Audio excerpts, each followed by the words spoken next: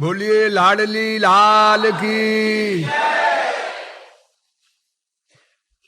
अब तक आप लोगों को यह बताया गया कि हिंदू आप्त ग्रंथों में भागवत का स्थान सर्वोपरि है। वैसे तो सबसे अधिक महत्व वेदों का है, किंतु वेदों के भावार्थ को समझने के लिए भागवत का ज्ञान परमावश्यक है। अनेक आचार्यों ने भागवत पर भाष्य लिखे। प्रायः सभी जगत गुरुओं के संप्रदायों के सिद्धांत के अनुसार भागवत का अर्थ किया गया, किंतु गौरांग महाप्रभु ने भागवत का भाष्य नहीं लिखा। उन्होंने ब्रह्म सूत्र का भी भाष्य नहीं लिखा। उनके संप्रदाय का सिद्धांत है कि ब्रह्म सूत्र का भाष्य ही है भागवत। ब्रह्म सूत्र अर्थात वेदांत ग्रंथ को समझने के लिए भागवत का अध्ययन करो। और आदि जगत गुरु शंकराचार्य के अनुयायी ने भी भागवत का भाष्य किया। उनका नाम है श्रीधराचार्य।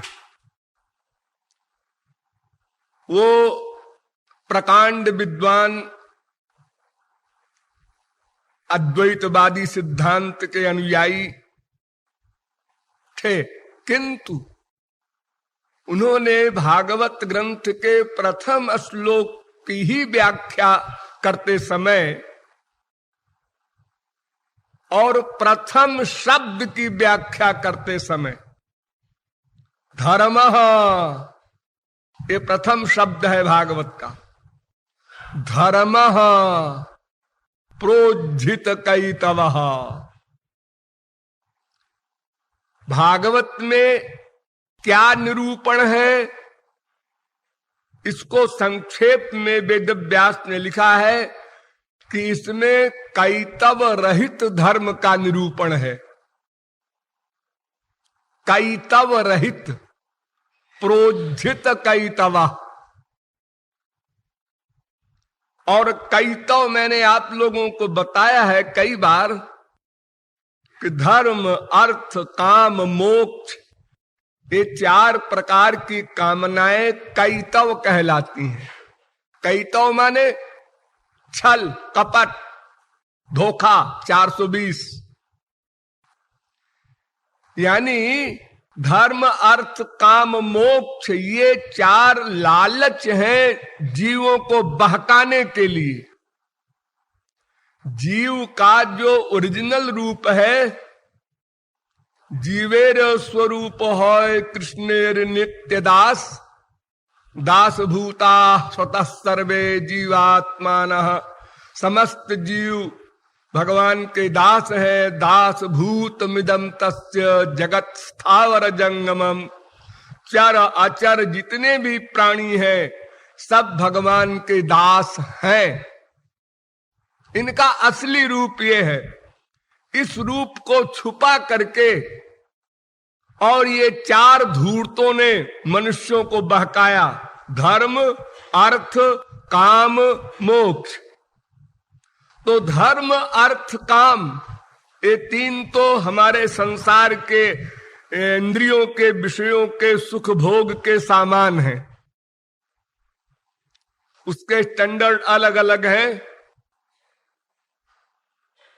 संसार भर का कोई सम्राट हो, सारे संसार का एक, अभी तो हमारे यहाँ हमारे स्मृत लोक में वर्तमान काल में करीब 250 देश हैं। लेकिन अगर संपूर्ण पृथ्वी का एक राजा हो, प्लस स्वस्थ हो, प्लस युवावस्था हो, प्लस पब्लिक अनुकूल हो, प्लस उसके यहाँ वर्षा आदि ठीक ठीक हो रही हो, सब प्रकार का उत्थान हो, कोई भय न हो, कोई अशांति न हो, ऐसा अगर कोई राजा हो जो कि इम्पॉसिबल है, तो उसका सुख हमारे इस मृत्युलोक में सबसे बड़ा सुख माना जाता है। उससे बड़ा मानव गंधर्व के लोक के सुख का, उससे बड़ा फिर देव गंधर्व लोक का सुख, उससे बड़ा पितृलोक का सुख, उससे बड़ा आजानज कर्मदेव का सुख, उससे बड़ा कर्मदेव का सुख, उससे बड़ा देव का सुख, उससे बड़ा इंद्र का सुख, उससे बड़ा फिर बृहस्पति का सुख, उससे बड़ा प्रजापति का सुख। ये तमाम सुखों के क्लासेस हैं, किंतु ये सब धर्म अर्थ काम के अंतर्गत हैं। फिर इन सारे माइक सुखों के आगे ब्रह्मद्रव है, कारणार्णव अर्थात मोक्ष का सुख, जहां समस्त दुखों की आत्यंतिक निवृत्ति हो जाती है। आत्यंतिक निवृत्ति माने सदा को छुट्टी, फिर दुख कभी भी ना आ सके। टेम्परेरी दुख निवृत्ति तो आप लोगों की भी होती है। जब आप लोग सोते हैं और गहरी नींद में सोते हैं, नींद में सपने ना आवे, ऐसी नींद में, तो उस समय आपकी दुख निवृत्ति हो जाती है, क्योंकि कोई फीलिंग ही नहीं होती। किंतु जैसे ही आप जागते हैं, फिर वही संसार, वही अटैचमेंट, वही टेंशन, वही राग, वही द्वेष, सब मूर्तिमान होकर सामने आ जाते हैं। तो ये कभी भी न आवे, सदा के लिए दुख की जननी माया की भी निवृत्ति हो जाए, वो सुख मोक्ष सुख कहलाता है। उसमें अनंत निर्वचनीय अपरिमेय अपौरुषेय दिव्य परमानंद प्राप्त होता है, किंतु आत्मा को प्राप्त होता है, अंतःकरण रहता ही नहीं। अंतःकरण की निवृत्ति हो जाती है, शरीर भी गया, मन भी गया, बुद्धि भी गई। ये प्रध्वंसात्मक सिद्धांत है ज्ञानियों का, और भक्तों का रचनात्मक सिद्धांत है। उनका शरीर भी रहता है, मन भी रहता है, बुद्धि भी रहती है, लेकिन सब अलौकिक दिव्य चिन्मय हो जाती हैं गोलोक में, भगवत धाम में। और ज्ञानियों का शरीर, इंद्रियां, मन, बुद्धि सब समाप्त हो जाते हैं, केवल आत्मा रहता है, वो परमात्मा में लीन हो जाता है। उसकी पर्सनैलिटी रहती है, लेकिन शरीर, इंद्रिय, मन, बुद्धि नहीं रहते। उसको अंतःकरण निवृत्ति का सिद्धांत कहते हैं। तो इस प्रकार मोक्ष पर्यंत जितने भी सुख हैं, उनको कैतव कहा है श्रीधर ने। हमारा इशारा यह है कि शंकराचार्य के सबसे बड़े प्रकांड अनुयायी विद्वान श्रीधर ने प्रथम जो अर्थ किया प्रथम श्लोक का, उसमें उन्होंने कहा भाई ये कैतव शब्द जो लिखा है वेद व्यास ने, इसका अभिप्राय है मोक्ष पर्यंत को हमें नहीं धारण करना है, क्योंकि ये छल कपट के हैं। यानी भक्ति के आचार्यों ने जो खंडन किया है मोक्ष तक का, वो तो ठीक ही है। हम ये कहना चाहते हैं कि एक भक्ति रहित आचार्य हमारे यहाँ हुए हैं, उनका सिद्धांत हुआ है, जो आत्मा को ही परमात्मा मानने का सिद्धांत बता चुके हैं आदि जगत गुरु शंकराचार्य। उनके द्वारा जो भाष्य किया गया भागवत का, उन्होंने भी यही लिखा कि मोक्ष पर्यंत कैतव है। सगुण साकार भगवान श्री कृष्ण का नाम, रूप, लीला, गुण, धाम, उनके रसिक, बस इनको धारण करना ही धर्म है, शेष सब अधर्म है। तो इससे अधिक महत्वपूर्ण ग्रंथ कौन हो सकता है विश्व में? क्योंकि वेदों में तो धर्म का निरूपण, अर्थ का, काम का, मोक्ष का, प्रेम का, सब का निरूपण है। वो तो एक बाजार है जहां सब तरह की दुकानें खुली हैं। कोई व्यक्ति खाली हाथ वापस न जाए, जिसको जो चाहिए ले लो, दुख चाहिए वो भी ले लो, नरक चाहिए वो भी ले लो। नरक पाने का उपदेश करेगा वेद? हाँ हाँ, अरे भाई वेद ने कहा ऐसा न करो, ऐसा न करो, ऐसा न करो, अन्यथा नरक मिलेगा। तो हमने सोचा ऐसा ही करेंगे, ऐसा ही करेंगे, क्योंकि हमको नरक चाहिए। अरे किसी को गवर्नमेंट से, सरकार से दंड पाने की इच्छा हो तो पता लगा ले कि क्या कानून है यहां पर ट्रेन में चलने का। पहले टिकट लो फिर चलो। तो अपने को तो अपने आप को गिरफ्तार कराना है, इसलिए टिकट नहीं लेते। ऐसे ही वेद में जो निषेध किया गया है उसका जो पालन करे उसको नरक भी मिलेगा। तो भागवत में विशुद्ध भागवत धर्म है। बस एक वाक्य याद रखिए, भागवत में विशुद्ध भागवत धर्म है और किसी ग्रंथ में नहीं। बड़े बड़े आचार्य हुए हैं, गीता ग्रंथ विश्व में सबसे अधिक पॉपुलर है, प्रसिद्ध है, व्यापक है, लेकिन गीता में भी भागवत धर्म नहीं है। उसमें कर्म का मिक्सचर है। तस्मात् सर्वेषु कालेषु माम अनुस्मर युद्ध च, ये युद्ध च भी उसके साथ साथ लगा दिया है गीता में। अर्जुन युद्ध करो, करो कंपलसरी, और निरंतर मेरे स्मरण करो कंपलसरी, ये भी। ये युद्ध करो माने वर्णाश्रम धर्म का पालन करो। ये भक्ति के साथ एक पूंछ लगा दिया कर्म की। लेकिन भागवत में यहां ये सब बीमारी नहीं है। आप लोग जिस रास का प्रकरण सुन रहे हैं उसमें क्या हुआ था? यही तो हुआ था ना, त्यक्त्वा स्वधर्मं चरणाम्बुजं हरे, अपने धर्म का परित्याग, वर्णाश्रम धर्म का परित्याग। भगवान ने लालच भी दिया।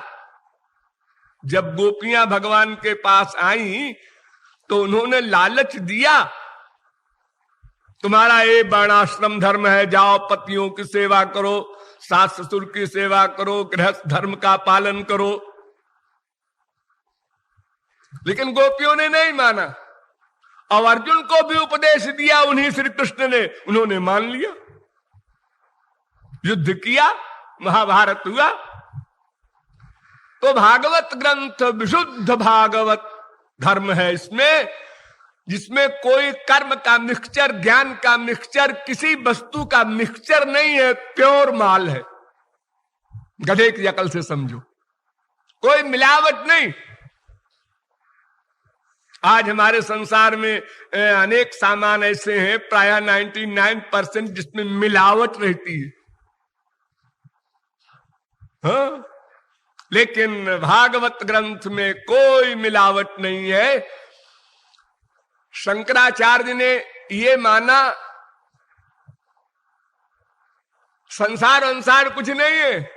ये जो आप लोगों को संसार दिख रहा है ना, नदी, पेड़, पहाड़, पृथ्वी, जल, आकाश और ये तमाम सामान, मटेरियल, ये है वे नहीं। फिर ये आपको दिख रहा है नहीं, ये दिख रहा है। हाँ, बड़ा लंबा चौड़ा सिद्धांत है। अब यहां हमारे उस लिए टाइम नहीं उसके पास। अर्थात संसार जैसे स्वप्न होता है ना, नींद में आप लोग सपना देखते हैं, अनेक प्रकार का संसार देखते हैं, वैसे ही ये भी है। वास्तव में संसार सत्य है, अनित्य है। ध्यान दो दोनों शब्दों पर। ये संसार सत्य है किंतु अनित्य है, और भगवान सत्य है और नित्य है, बस इतना सा अंतर है। भगवान ही संसार बना है, तो सत्य भगवान से निकला हुआ संसार असत्य कैसे होगा? प्रश्न ही नहीं पैदा होता।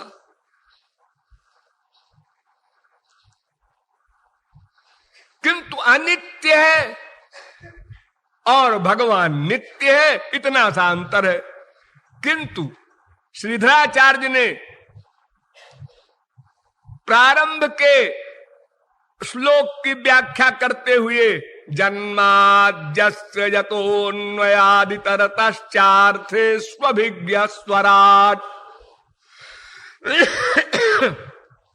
इस भागवत के श्लोक की व्याख्या करते समय लिखा कि नहीं, संसार सत्य है। ये तो वायुमान भूतानि जायन्ते येन जातानि जीवन्ति यत् प्रयन्त्यभिसंविशन्ति तद् ब्रह्म। जो वेद की अकाट्य परिभाषा है कि जिससे ये संसार पैदा हुआ, जिससे इसकी रक्षा हो रही है, जिसमें इसका लय होगा, वो संसार सत्य है। भगवान से निकला इसलिए सत्य है। भगवान कारण है, संसार कार्य है, इसलिए सत्य है।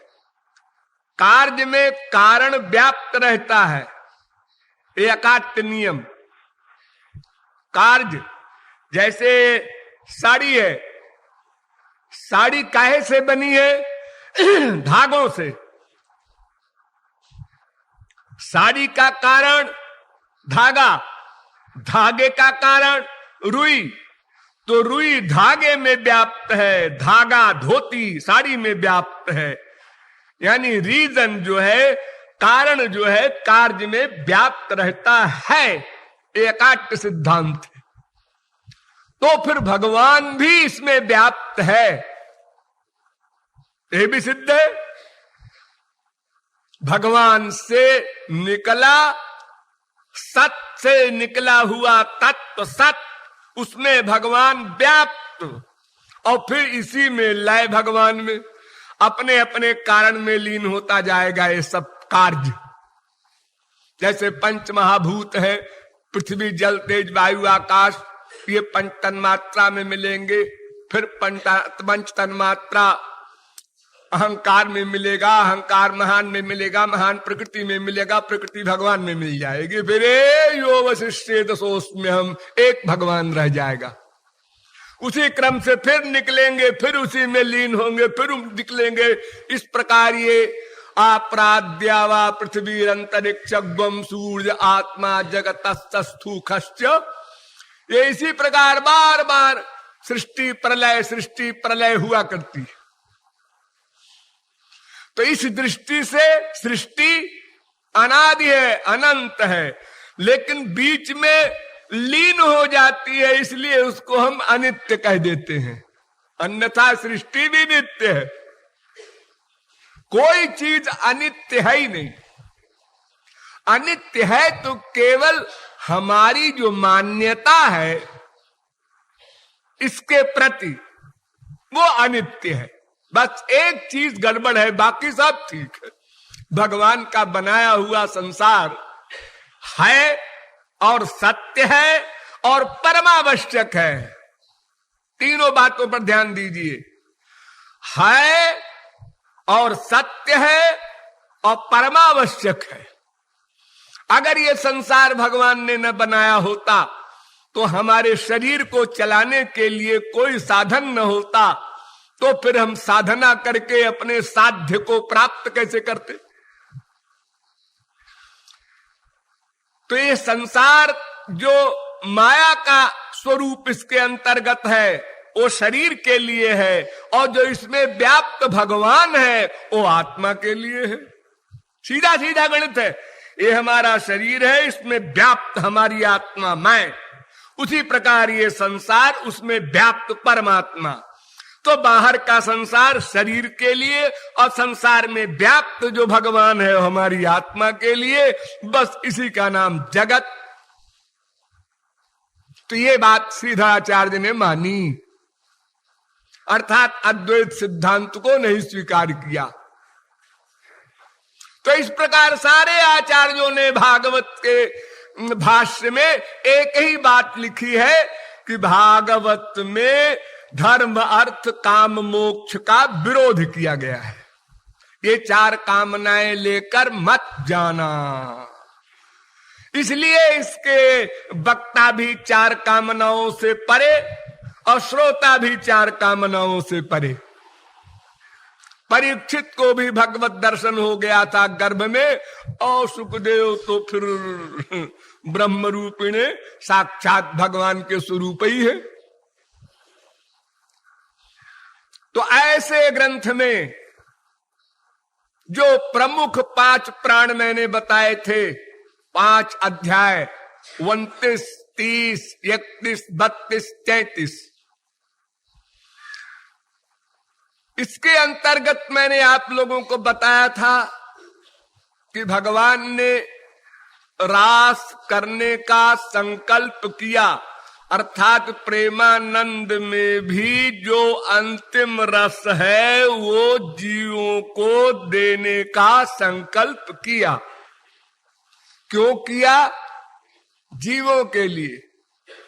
ये आप लोगों को बहुत बार बताया जा चुका है कि भगवान का कोई भी कार्य क्यों होता है, इस क्यों का एक ही उत्तर है, वे अकारण करुण है, जीवों की दुर्दशा उनसे देखी नहीं जाती, और कोई रीजन नहीं, कोई भी रीजन नहीं। सृष्टि क्यों हुई, भगवान साकार क्यों हुए, भगवान ने ऐसा क्यों किया, वैसा क्यों किया, राक्षसों को क्यों मारा, भक्तों के साथ ऐसा क्यों किया, हर एक प्रश्न का एक उत्तर। नृणाम निःश्रेयसार्थाय व्यक्तिर भगवतो भुवि।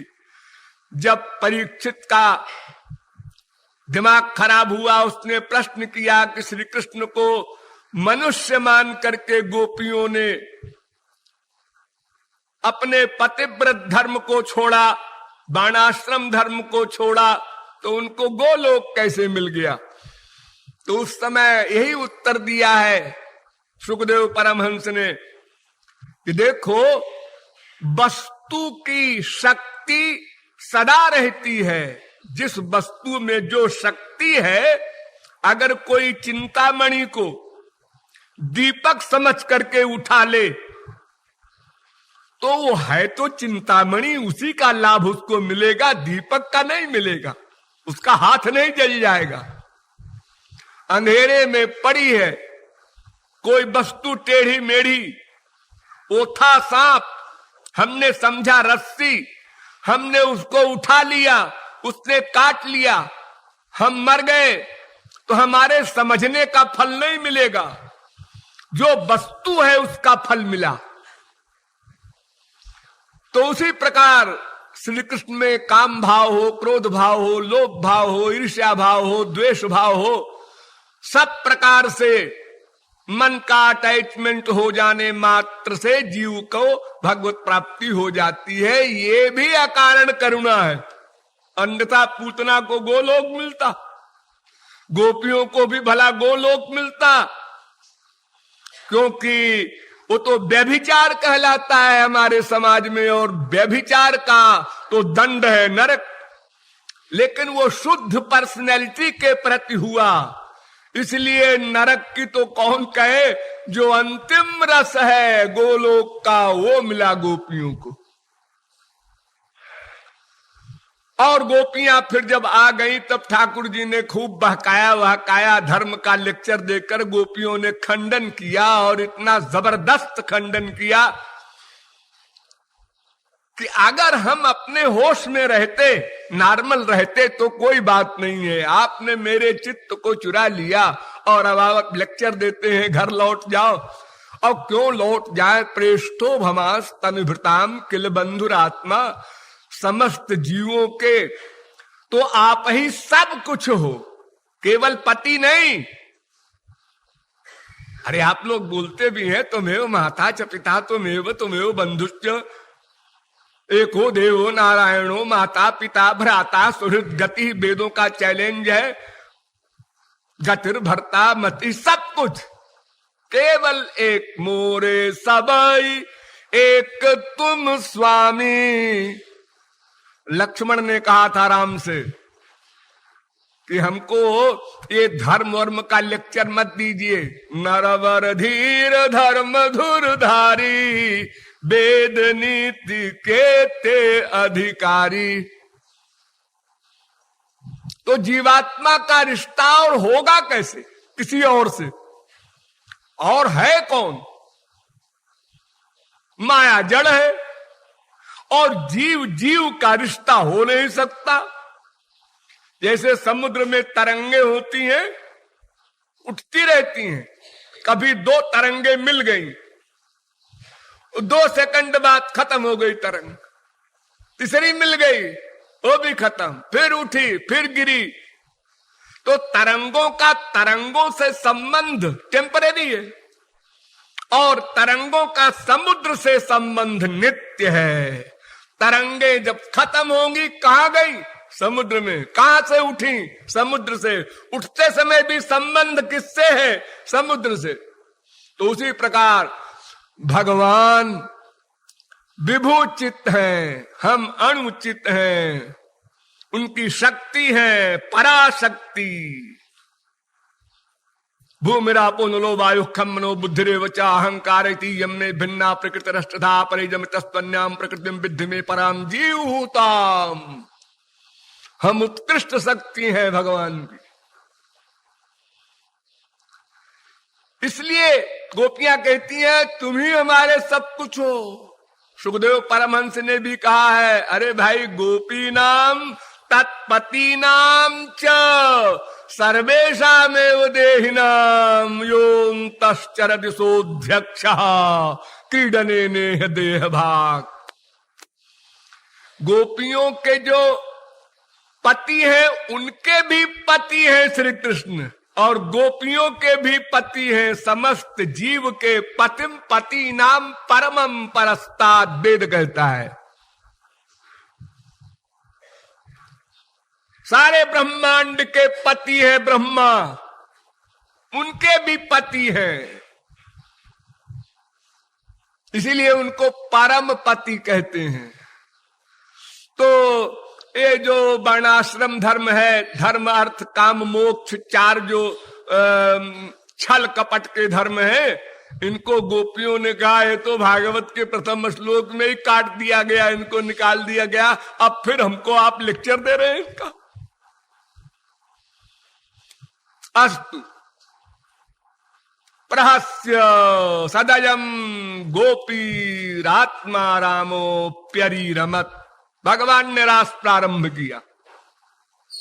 रास में क्या होता है ये कौन जाने, होता होगा कुछ। रास करते करते अपने मतलब की बात समझिए आप लोग। रास करते करते गोपियों को अहंकार हो गया। आत्मानं मेनिरे स्त्रीणाम मानिन्योभ्यधिकम भुवि। ये मैं पहला अध्याय सब समझा रहा हूं आप लोगों को, वो 5 अध्यायों में से। मानिन्यः अहंकार हो गया गोपियों को, मेरे समान विश्व में कोई स्त्री नहीं है। श्री कृष्ण ने लिफ्ट दिया ना, बहुत चढ़ गई आकाश में। लोग कहते हैं ना कि छोटे आदमी को मुंह नहीं लगाना चाहिए, वो हैसियत से बाहर हो जाता है। वो अपनी स्थिति को, अपनी हैसियत को भूल जाता है। ऐसे ही गोपियों ने भी, जो भगवान ने मान किया गोपियों का एक्टिंग में, तुम बड़ी सुंदर हो, बड़ी काबिल हो, बहुत अच्छा गाती हो, बहुत अच्छा चलती हो, बहुत अच्छी हो। जैसे आप लोग अपनी बीबियों की तारीफ कर देते हैं संसारी कामना युक्त होने पर, और ये पूर्ण काम हो करके भी इन्होंने वही एक्टिंग की, खूब तारीफ कर दी। तो किसी स्त्री की तारीफ कर दो, बस वो अपने को समझ लेती है बैकुंठ के ऊपर। हाँ, बुद्धि क्या है। तो गोपियों को भी, जो इतनी विदुषी वेद की ऋचाओं की अवतार, उनको भी अहंकार हो गया। भगवान ने कहा अरे तो बड़ा गड़बड़ हुआ ये तो बीमारी लग गई इनको, टीबी की बीमारी है, साधारण बीमारी नहीं है। जहां अहंकार आया सब बंटाढार, कोई भी हो। तो तासाम तत्सौभगमदं वीक्षमानं च केशवः, उनका वो मद अहंकार देख करके तत्रैवान्तरधीयत, ठाकुर जी और किशोरी जी दोनों गायब हो गए, अलक्षित हो गए, अंतर्धान हो गए। जरा सा शुरू हुआ था रास कि जैसे संसार में लोग कहते हैं प्रथमग्रासे मक्षिका पाता, बहुत बढ़िया खीर बनाई गई, उसमें चीनी डाली गई, केसर डाली गई, छोटी इलायची डाली गई, बड़ी बड़ी चीजें बढ़िया डाल करके और परोसा गया। पहला गस्सा जैसे मुंह के पास गया, मक्खी गिर गई। रास प्रारंभ हुआ और अहंकार हो गया और भगवान गायब। अब एक गोपी को लेकर गायब हुए, अकेले डर लगा होगा, भाई दो रहे साथ में अच्छा रहेगा या उस गोपी में कोई खास बात रही होगी कि उससे अलग से रास करेंगे, या उस गोपी को अहंकार हुआ ही नहीं। तो उनने कहा ठीक है भाई, तुम बची हो, तुम्हारे रोग नहीं लगा है, तुम स्वस्थ हो, चलो हमारे साथ। ऐसे इन सबको रोग लग गया, इनको रोने दो यहीं पर। जब रोग का इलाज हो जाएगा और इनकी भी हेल्थ ठीक हो जाएगी तो हमारे आने में क्या है, हम तो सर्वव्यापक वैसे भी हैं। अस्तु, राधा कृष्ण चले गए, बाकी गोपियों ने रोना धोना शुरू किया। वो रोना धोना कैसा था, क्या था,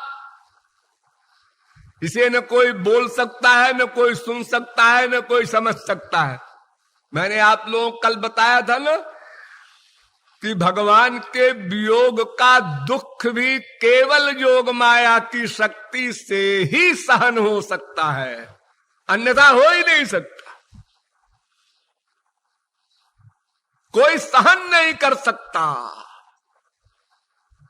एक सेकंड को। मैंने आपको बताया था ना कि जब मुरली बजी थी, कुछ गोपियों को उनके पतियों ने रोका, तो उन्होंने कहा तुम हमें रोकोगे, तुम ये चमड़े का मांस का शरीर चाहते हो, लो मैं ये चली।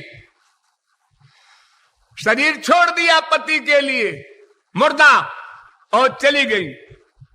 जिनमें इतनी बड़ी शक्ति है, जब चाहे शरीर छोड़ दें। तो श्याम सुंदर के वियोग को उन्होंने सहा, हाँ, और एक एक वृक्ष से, पक्षी से, पशु से, पृथ्वी से, हर एक से पूछती फिरी, इधर से श्याम सुंदर तो नहीं गए।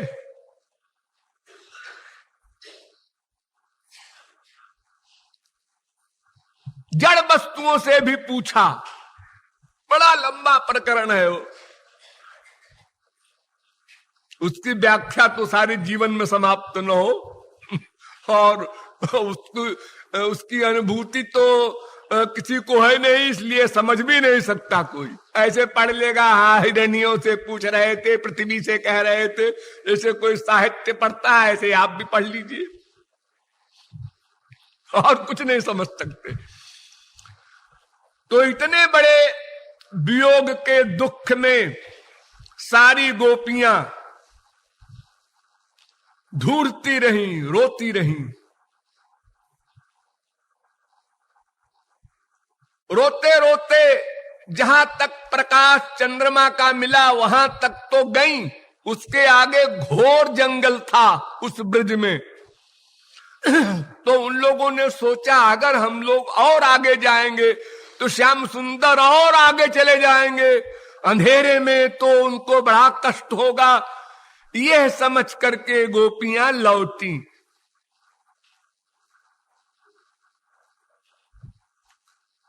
रास्ते में उन्होंने देखा ठाकुर जी के चरण चिन्ह बालू में और किशोरी जी के चरण चिन्ह बालू में, तो वो समझ गए कि इस गोपी को जो ले गए हैं श्याम सुंदर, उस गोपी के ये चरण हैं। बड़ी भाग्यवती वो गोपी है। अनया राधितो नूनम भगवान हरिरीश्वर। सब गोपियों ने मिलकर ये सोचा, ये आपस में बात की।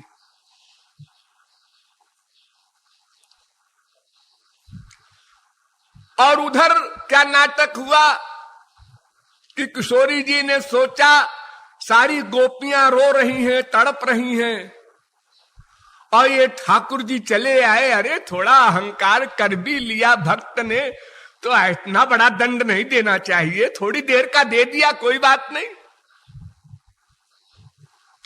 तो इतनी दया भर गई उनमें कि उन्होंने कहा कि ठीक है, अगर तुम गोपियों को छोड़ते हो अहंकार के कारण तो मैं भी अहंकार करूंगी, मैं भी तुम्हारे साथ नहीं रहूंगी।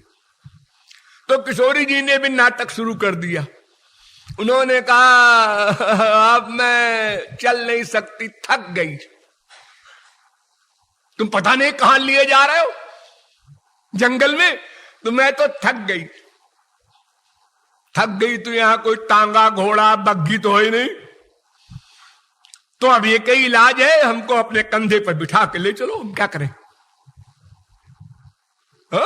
या तो लौट चलो। ठाकुर जी ने कहा हम लौटेंगे तो नहीं, उन लोगों ने अहंकार किया। तो ठीक है, फिर हमें कंधे पे बिठा के चलो, चाहे जहां चलो, कोई बात नहीं। यत्र ते मनः, जहां तुम्हारी इच्छा हो ले चलो, कंधे पर बिठा करके। ठाकुर जी ने कहा को भ्रम हो गया ठाकुर जी को कि इनको भी लग गई बीमारी। तो जैसे ही ठाकुर जी ने एक्टिंग में पहले कहा कि लो भाई बैठ लो, और जैसे ही किशोरी जी ने पैर उठाया, एक पैर रखा कंधे पर, दूसरा रखने लगी, ठाकुर जी भी गायब हो गए। यानी किशोरी जी को भी छोड़ दिया। अब अकेले रह गए ठाकुर जी। अब ठाकुर जी परेशान है कि तो मैं अकेला क्या करूं? अरे समय नहीं बने में तस्मादे काकी नरमते। कोई अकेला रहता है तब भी बोर होता है, तमाम सारी भीड़ होती है तब भी बोर होता है, बड़ी मुसीबत है, लेट्रिन में लाइन लगती है। हाँ? किसी प्रकार चैन नहीं। अरे मतलब वो तो लीलाधारी है। हम लोगों को, मायाबद्ध जीवों को, जब कहीं शादी वादी होती है किसी के घर में और बड़ी भीड़ आती है, उसको नाश्ता दो, उसको दो, उसका मूड ऑफ है, उसको संभालो, उसको करो, तब परेशान हो जाता है बेचारा, कब ये झगड़ा खत्म होगा। और जो सब चले गए मेहमान, हाँ आज चैन मिला, ठाठ से सो रहे हैं। और कल बीबी कहती है हमको मायके जाना है, जाओ भाई तुम भी जाओ, बच्चे को जाना है कहीं घूमने, छुट्टी है, तुम भी जाओ। अकेला रह गया, अरे क्या करूं, किस मकान में अकेले अकेले परेशान हूं। सब चले गए तब भी परेशान हूं, जब भीड़ है तब भी परेशान हूं। तो ठाकुर जी भी गायब हो गए। अब किशोरी जी ने भी अपना गोपियों के पास आने का प्लान बनाया कि हमको देखकर गोपियों को सांत्वना होगी। तो उसी प्रकार रोने धोने का अभिनय किशोरी जी ने भी किया। हा नाथ रमण प्रेष्ठ क्वासी क्वासी महाभुज दास्यास्ते कृपणाया में सखे दर्शय सन्निधिम।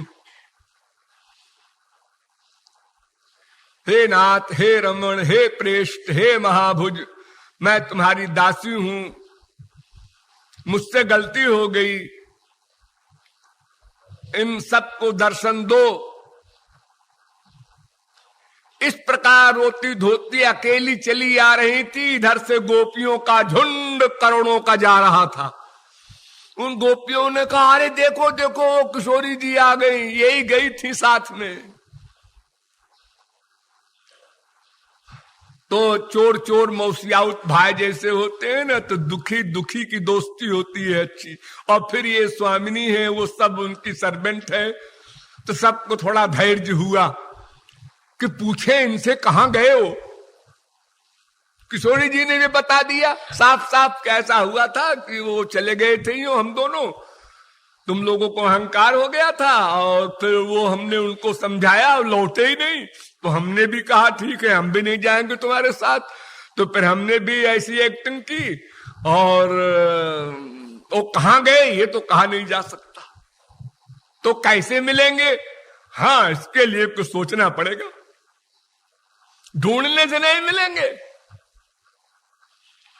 अगर जंगल जंगल में ढूंढोगे तो अनंत कोटि कल्प ढूंढा करो, इससे नहीं मिलेंगे वो। फिर कैसे मिलेंगे? रुरुदु सुस्वरम राजन कृष्ण दर्शन लालसा, सब लोग मिलकर करुण क्रंदन करो।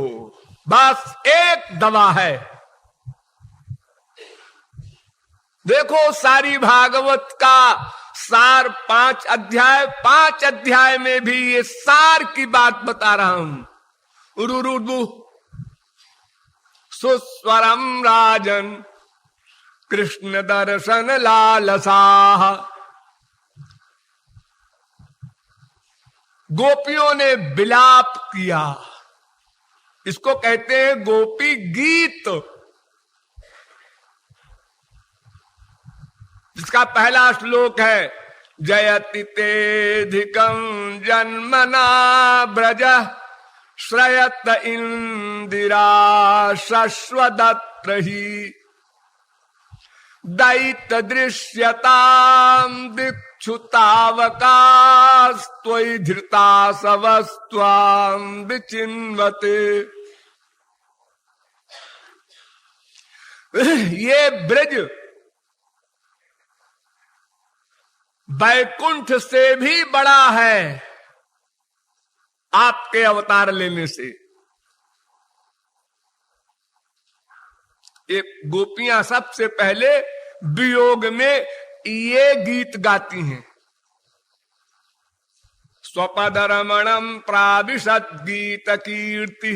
स्व पद, स्व अपना, पद बैकुंठ, उससे भी रमण है, अधिक रस है वृंदावन में। बैकुंठ से भी अधिक रस वृंदावन में है। ये पहले भी कह चुकी हैं गोपियां, और अब कह रही हैं जयति तेधिकं जन्मना ब्रजा। क्यों? बैकुंठ से भी अधिक सरस कैसे है? कैसे जान लिया तुमने? तुमने बैकुंठ का अनुभव किया है क्या गोपियों? तुम बैकुंठ में रही हो क्या? क्योंकि जब तक अनुभव न हो तब तक कोई बराबरी कैसे कर सकता है? नहीं, हम लोग तो नहीं रहे बैकुंठ में कभी, हमको तो दूर से नमस्ते करते हैं बैकुंठ के स्वामी को भी। हाँ। तो फिर कैसे कह रही हो बैकुंठ से भी अधिक रस है वृंदावन में? इसलिए कह रही हूं कि श्रयत इंदिरा शश्वदत्र ही। बैकुंठ की जो अधिष्ठात्री है महालक्ष्मी, वो ब्रज में सेविका बनने को व्याकुल है। श्रयते, श्री शब्द के 2 अर्थ होते हैं, श्रयते श्रीयते। एक होता है श्रयते इति श्री, एक श्रीयते इति श्री। एक में कर्म में आप्रत्यय होता है और एक में करण में आप्रत्यय होता है। एक का अर्थ होता है कृष्णे न आराध्यते, यानी राधैव आराध्यते मया, और एक में करण में प्रत्यय होता है अनया राधितो नूनम भगवान हरिरीश्वरा। ये सब पांडित्य की बातें हैं। मोटी मोटी बात समझिए कि यहां जो श्री महालक्ष्मी है वो सेविका के रूप में है। तो अपने लोक को छोड़ करके और यद वांछया शरीर ललना चरत तपो, तो भला बताओ अगर वृंदावन का रस इतना विलक्षण न होता, अधिक सरस न होता, तो महालक्ष्मी अपना बैकुंठ लोक क्यों छोड़ती? ये प्रमाण है, हमने बैकुंठ का अनुभव नहीं किया। तो इस प्रकार इस गोपी गीत के साथ गोपियों ने रुदन प्रारंभ किया, करुण क्रंदन प्रारंभ किया। जैसे भगवान की मुरली से गोपियां बेसुध होकर भागी थीं, उसी प्रकार गोपियों के करुण क्रंदन से भगवान को भाग कराना पड़ेगा। अब देखना है कब आते हैं। बोलिए वृंदावन बिहारी लाल की।